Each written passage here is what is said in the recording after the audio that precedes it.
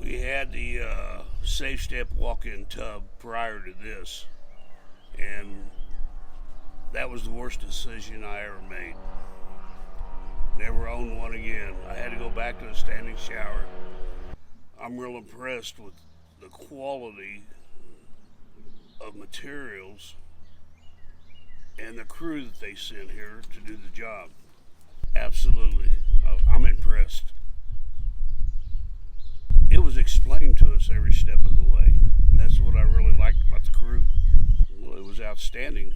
I mean, I just told him a while ago, I've been in construction all my life, and I've never seen such perfection in laying down caulking.